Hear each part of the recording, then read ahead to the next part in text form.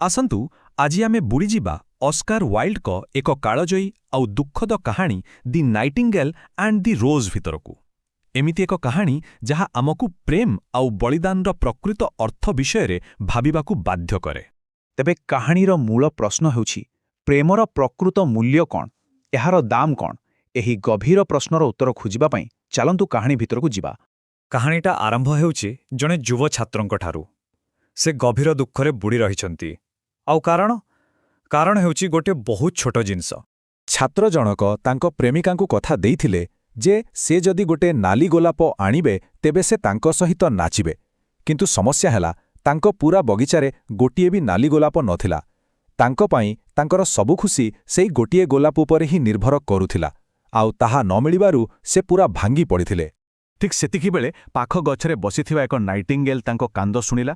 ଆଉ ଜାଣନ୍ତି, ଯୋଉଠି ଆଉ କେହି ତାଙ୍କ ଦୁଃଖକୁ ବୁଝିପାରୁ ନଥିଲେ ସେଠି ନାଇଟିଙ୍ଗେଲ୍ ତାଙ୍କ ଲୁହରେ ସଚ୍ଚା ପ୍ରେମର ପବିତ୍ରତାକୁ ଦେଖିପାରିଲା। ସେ ଭାବିଲା, ହଁ, ଇଏ ହେଉଛି ଜଣେ ପ୍ରକୃତ ପ୍ରେମିକ। ଆଉ ନାଇଟିଙ୍ଗେଲ୍ ପାଇଁ ପ୍ରେମର ମାନେ କ'ଣ ଥିଲା ଜାଣନ୍ତି? ତା ପାଇଁ ପ୍ରେମ ଥିଲା ଦୁନିଆର ସବୁଠୁ ଦାମୀ ଜିନିଷ।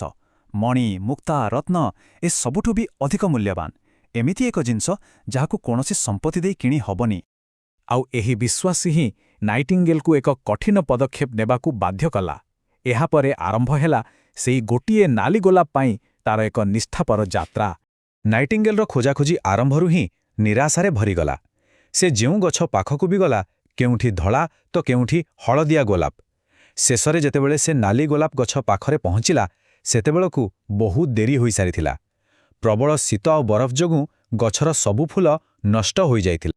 କିନ୍ତୁ ଗଛଟି ତାକୁ ଗୋଟେ ଉପାୟ କହିଲା। ଗୋଟିଏ ନାଲି ଗୋଲାପ ତିଆରି କରିବାର ଏକମାତ୍ର ଉପାୟ, ଯାହାକି ବହୁତ ଭୟଙ୍କର ଆଉ ଯନ୍ତ୍ରଣାଦାୟକ ଥିଲା। ଏଥିପାଇଁ ନାଇଟିଙ୍ଗେଲ୍କୁ ଏକ ଅକଳ୍ପନୀୟ ମୂଲ୍ୟ ଦେବାକୁ ପଡ଼ିବ। ନାଇଟିଙ୍ଗେଲ୍ ଭାବିଲା, ଜଣେ ପ୍ରେମିକର ହୃଦୟ ଗୋଟେ ଛୋଟ ପକ୍ଷୀର ଜୀବନଠୁ ବହୁତ ବେଶୀ ମୂଲ୍ୟବାନ। ତେଣୁ ସେ ବିନା କୌଣସି ଦ୍ୱିଧାରେ ନିଜ ଜୀବନକୁ ବାଜି ଲଗାଇବା ପାଇଁ ରାଜି ହୋଇଗଲା। ଏହାପରେ ଆସେ କାହାଣୀର ସେହି ଅଂଶ ଯାହା ସବୁଠାରୁ ଶକ୍ତିଶାଳୀ ଏବଂ ହୃଦୟ ବିଦାରକ, ଯେତେବେଳେ ନାଇଟିଙ୍ଗେଲ୍ ତାର ଅନ୍ତିମ ବଳିଦାନ ଦେବାକୁ ଯାଉଛି। କିନ୍ତୁ ଦେଖନ୍ତୁ ବିଡ଼ମ୍ବନା କେମିତି। ଯେତେବେଳେ ନାଇଟିଙ୍ଗେଲ୍ ତାର ଶେଷ ଗୀତ ଗାଉଥିଲା, ଛାତ୍ର ଜଣକ ତାକୁ ଶୁଣିଲା, କିନ୍ତୁ ସେ ତାକୁ କେବଳ ଗୋଟିଏ ସୁନ୍ଦର କଳା ବୋଲି ଭାବିଲା। ସେ ଭାବିଲା, ଏହାର ଶୈଳୀ ତ ଭଲ, କିନ୍ତୁ ଏଥିରେ କୌଣସି ସତ୍ୟତା ନାହିଁ। ସେ ସେଇ ଗୀତ ପଛରେ ଥିବା ଯନ୍ତ୍ରଣାକୁ ଆଦୌ ବୁଝିପାରିଲା ନାହିଁ।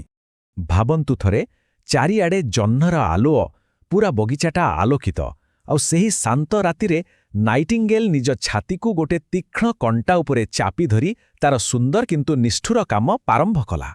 ତା ସଙ୍ଗୀତ ଆଉ ତା ହୃଦୟର ରକ୍ତ ମିଶି ଏକ ଚମତ୍କାର ସୃଷ୍ଟି କଲା।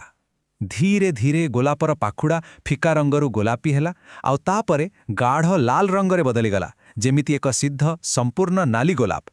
ତାର ଶେଷ ସଙ୍ଗୀତ ଥିଲା ସେହି ପ୍ରେମ ବିଷୟରେ, ଯାହା କେବଳ ମୃତ୍ୟୁ ବା ଚରମ ବଳିଦାନ ଦ୍ୱାରା ହିଁ ସମ୍ପୂର୍ଣ୍ଣ ହୋଇପାରେ। ଆଉ ଯେମିତି ହିଁ ସେହି ସିଦ୍ଧ ଗୋଲାପଟି ତିଆରି ହୋଇଗଲା, ସେ ଆଖି ବୁଜିଦେଲା। ତେବେ ବଳିଦାନର ଏହି ଅମୂଲ୍ୟ ପ୍ରତୀକ ତ ସୃଷ୍ଟି ହୋଇଗଲା, କିନ୍ତୁ ଯେତେବେଳେ ଏହାକୁ ଉପହାର ଦିଆଗଲା, ସେତେବେଳେ କ'ଣ ହେଲା? ପରଦିନ ସକାଳେ ଛାତ୍ରଟି ଯେତେବେଳେ ସେହି ଅଦ୍ଭୁତ ନାଲି ଗୋଲାପକୁ ଦେଖିଲା, ସେ ତ ପୂରା ଖୁସିରେ ପାଗଳ ହୋଇଗଲା। ସେ ଚିତ୍କାର କରି କହିଲା, ମୁଁ ମୋ ଜୀବନରେ ଏତେ ସୁନ୍ଦର ଗୋଲାପ କେବେ ଦେଖିନଥିଲି। କିନ୍ତୁ ତାକୁ ଜଣା ନଥିଲା ଯେ ଏହା ପଛରେ କେତେ ବଡ଼ ବଳିଦାନ ଲୁଚି ରହିଛି। କିନ୍ତୁ ଯେତେବେଳେ ସେ ଗର୍ବର ସହିତ ସେଇ ଗୋଲାପକୁ ନେଇ ପ୍ରଫେସରଙ୍କ ଝିଅକୁ ଦେଲା, ସେ ତାକୁ ବହୁତ ନିଷ୍ଠୁର ଭାବେ ମନା କରିଦେଲା। କହିଲା, ଏଇଟା ମୋ ପୋଷାକ ସହିତ ମ୍ୟାଚ୍ କରୁନି, ଆଉ ତା ଛଡ଼ା ମୋତେ ଦାମୀ ଅଳଙ୍କାର ମିଳିବାର ଅଛି। ଏଇଠି ପ୍ରେମର ପ୍ରତୀକ ସାଧାରଣ ଭୌତିକ ଜିନିଷ ଆଗରେ ହାରିଗଲା।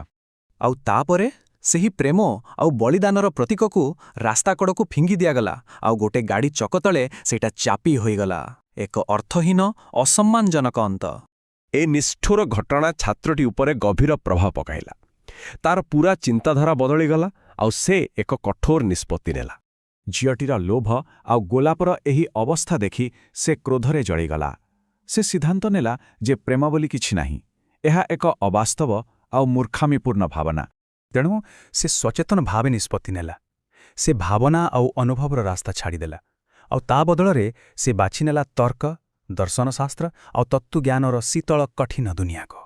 କାହାଣୀଟି ଶେଷ ହେଉଛି ଏମିତି ଯେ ସେ ଭାବନାର ଦୁନିଆରୁ ବାହାରି ଆସି ନିଜ କୋଠରୀକୁ ଫେରିଯାଇଛି, ଆଉ ଗୋଟେ ବଡ଼ ଧୂଳିମଳ ବୋହି ପଡ଼ିବାରେ ଲାଗିଛି।